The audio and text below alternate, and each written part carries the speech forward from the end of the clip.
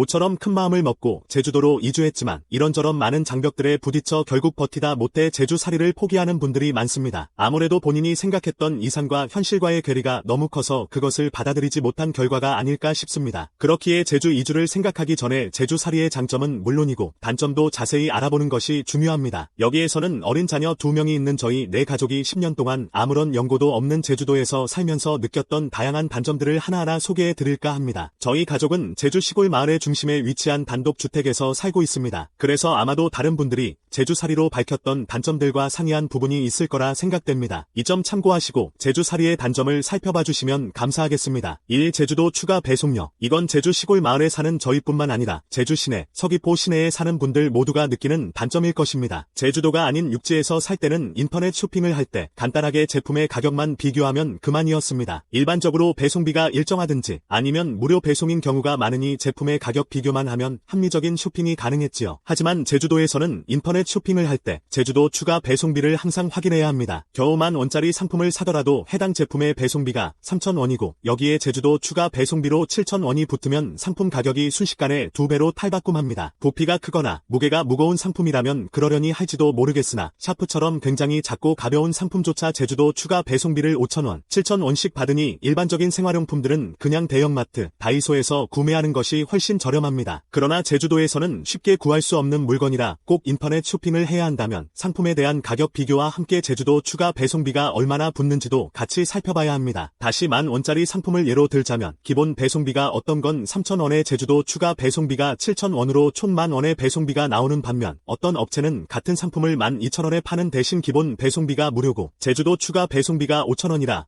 최종적으로는 3,000원이나 더 싸게 구매할 때가 종종 있습니다. 고작 몇천 원 차이로 이것저것 상품을 비교한다는 게 여간 피곤한 일이 아니지만 그렇다고 그런 생돈을 추가로 내는 것은 억울하게 느껴지니 울며 겨자 먹기로 이리저리 비교할 수밖에 없지요. 게다가 제주도는 섬이라는 특수성 때문에 당일 배송은 절대 불가능하며 육지에서는 다음 날이면 오는 택배가 보통 2에서 3일 혹은 4에서 5일까지 걸리는 경우도 많습니다. 그래서 배송 기간에 대해서도 느긋하게 기다리는 마음이 필요하지요. 그래도 다행인 것은 쿠팡의 로켓 배송은 제주도도 추가 배송비가 없이 무료로 택배를 받을 수가 있습니다. 게다가 평일은 물론 토요일, 일요일 같은 주말이나 심지어 공휴일이 끼어 있더라도 무조건 2일 배송을 원칙으로 합니다. 지금까지 살아오면서 쿠팡의 로켓 배송이 2일을 넘겼던 적은 단 한 번도 없을 정도로 만족도가 매우 높은 편입니다. 네이버 지식 쇼핑과 쿠팡을 같이 비교하면 대체로 네이버 지식 쇼핑이 저렴한 상품들이 많지만 로켓 배송을 기준으로 배송비까지 계산하면 쿠팡이 저렴한 경우가 훨씬 많습니다. 그래서 저는 무언가 인터넷 쇼핑을 할 일이 있다면 무조건 쿠팡의 로켓 배송 상품이 있는지를 먼저 확인하고 로켓 배송이 없을 경우에만 다른 쇼핑 사이트를 이용하는 편입니다. 현재에 와선 쿠팡 로켓 배송을 활용한 인터넷 쇼핑 생활이 익숙해졌기에 크게 불편함을 느끼지 못하는 상황입니다. 나중에는 코스트코도 입점한다고 하니 백화점 빼고는 쇼핑과 관련해서 육지와 크게 다를 게 없을 것 같네요. 이 배민이 뭔가요? 노영동, 이도동, 동홍동, 중문동 같은 동 지역이 아닌 안덕면, 표선면, 성산읍, 대정읍, 하경면 같은 읍면 지역에서 그것도 읍내와 멀리 떨어진 시골 마을에서 산다면 음식 배달은 전혀 기대할 수 없습니다. 기본적으로 퀵을 이용해야 하며 퀵 비용이 몇천 원이 아닌 만 얼마부터 시작하니 음식을 배달해 먹는 것이 엄두가 나지 않습니다. 읍내 음식점까지 기껏해야 7분밖에 걸리지 않지만 거리 자체가 멀어서 그런지 요기요든 배달의 민족이든 아무것도 사용하지를 못합니다. 그래서 아직도 요기요, 배민 같은 앱은 어떻게 사용하는지조차 모를 정도입니다. 그 덕분에 외식비가 굳는다는 장점 아닌 장점도 있다지만 도시에서 매번 배달 음식을 사 먹다가 제주도 시골 마을에서 배달 음식이 금지된다면 상당히 불편하지 않을까 싶네요. 저희 같은 경우는 보통 음식을 포장 주문한 뒤에 직접 받으러 가는 편입니다. 다소 귀찮기는 하지만 집에서 음식을 해먹는 것이 더 귀찮을 경우에 사용하는 방법입니다. 저희 네 가족은 모두 워낙에 집에 붙어 있는 것을 좋아해서 외식하는 경우가 거의 없었네요. 어쨌든 시골 중에 시골 지역에서 살게 된다면 배달 음식이 사라진다는 건 치명적인 단점일 것입니다. 3. 불편한 대중교통. 제주도의 시골 마을은 은근히 군데군데 취락지역이 구성되어 있습니다. 하지만 유일한 대중교통인 버스 노선은 그런 소소한 마을까지 모두 찾아가지 않습니다. 주로 일주도로에 붙어있는 마을들이 그나마 대중교통이 괜찮은 편이며 일주도로 안쪽에 들어간 외진 마을들은 버스를 한 번 타기 하기 위해서 1-2km 정도는 걸어 나와야 합니다. 도보로는 대략 20에서 30분 정도 걸리는 편이지요. 물론 제주도가 자가용이 없으면 생활이 불편한 지역이라 대부분은 차가 한 가정에 한두 대씩 있는 편입니다. 하지만 대중교통만으로 생활하려면 장보기나 여행, 학원 등등 정말 많은 것들을 포기해야만 하지요. 그래서 한 달 살기 같은 짧게 제주살이를 하시는 분들에겐 대중교통이 불편하게 느껴질지 몰라도 제주도민 입장에선 대중교통 자체를 거의 신경 쓰지 않나 싶습니다. 단점은 맞는데 단점으로 치부되지는 않는다고 할까요? 4. 벌레. 저희 가족도 제주 이주를 결정할 때 가장 크게 걱정했던 것이 바로 이 벌레였습니다. 바 선생만 나와도 까무러치는 편인데 제주에서는 바 선생과 더불어 다리가 수없이 많이 달린 진해까지 등장합니다. 제주도도 시내가 있는 만큼 아파트나 빌라 같은 곳에서 살면 그나마 조금 덜하겠지만 주변이 온통 텃밭인 시골 마을에 산다면 바퀴, 진해, 돈벌레, 그리고 모기 같은 녀석들을 심심할 때마다 보게 될 것입니다. 특히 진해의 경우 잘 죽지도 않고 한번 물리면 엄청 아프기도 합니다. 몇 번 물리다 보면 내성이 생겨서 조금 아프고 만다고 하는데요. 저는 10년 동안 살면서 진해에게 내성이 생겼는지 안 생겼는지 정확하게 판단하기가 힘듭니다. 물리긴 물렸는데 진해인지는 확신을 못하기 때문이지요. 왜 이렇게 생각하냐면 모두 밤에 잘 때 물렸기 때문입니다. 한 번은 다리를 물고 갔고 한 번은 얼굴에 뭔가 기어가는 것 같아 휙쳐냈는데 그때 눈두덩을 물렸습니다. 아픈 건 아픈 것이고 불을 켜서 놈을 잡아야 하는데 이게 장롱 같은 덩치 큰 가구 밑에 들어가 버리면 찾을 수가 없습니다. 결국 물린 사실만 있고 뭐가 물었는지는 눈으로 직접 보지는 못했습니다. 그저 진해라고만 확신할 뿐이지요. 아마 이렇게 물린 경험이 몇 번 더 있었던 것 같기도 한데 진해가 직접 문 것을 본 적이 없으니 이게 진해가 문 건지 아니면 제가 내성이 생겨서 덜 아픈 것인지 긴가민가 합니다. 게다가 진해는 모기나 바퀴벌레와 뿌리는 약이 다릅니다. F땡땡 같은 뿌리는 살충제로는 끄떡도 없지요. 그래서 모기, 바퀴벌레, 진해 이 세 종류의 벌레에 대해선 각각 세 종류의 약을 쳐야 합니다. 그나마 희석해서 뿌리는 독한 살충제는 모기와 바퀴벌레를 같이 잡는다고 하는데요. 그런 건 집안에 뿌릴 수가 없어 결국은 세 종류의 약을 따로 사용할 수밖에 없더군요. 진해는 진해대로 무섭고 바 선생 또한 상당히 연륜이 있는 모습입니다. 크기가 무슨 엄지손가락보다 더 큰 녀석이 파다다다닥 소리를 내면서 벽을 타는 모습을 보면 일종의 공포 영화를 보는 것 같습니다. 10년이나 살았는데도 아직도 바퀴벌레는 적응이 되지 않더군요. 모기 또한 주변이 텃밭인 시골 동네라 엄청나게 많습니다. 여름철에 집 밖에 잠깐 나갔다 들어오면 서너 방 물리는 건 기본이지요. 번외편으로 화장실 같은 습한 곳에선 민달팽이가 기어다닙니다. 보통 거울을 볼볼볼 타면서 돌아다니는 모습을 볼 수 있는데요. 작은 건 그나마 볼만하지만 큰 녀석들은 살짝 징그럽게 느껴지기도 합니다. 여기에 뱀 또한 가끔 출몰하는 편입니다. 시골 마을은 모두 돌담으로 이루어져 있고 뱀이 이 돌담을 이리저리 다 넘으면서 돌아다닌다고 도민분들이 알려주시더군요. 굵기는 손가락 3마디 정도 되지만 길이가 무려 1m가 넘어가는 녀석들이 있어서 이런 건 솔직히 몽둥이를 들었어도 겁이 나는 편입니다. 다른 그 무엇보다도 제주 시골살이의 최대 단점은 바로 이 벌레들이 아닐까 싶습니다. 5. 시골 마을만의 공예. 주변에 녹색 밭이 펼쳐져 있고 커다란 아름드리 나무들이 있는 제주도 시골 마을이라도 은근히 공기의 질을 떨어뜨리는 요인이 있습니다. 첫 번째는 축사, 돈사, 개사 등의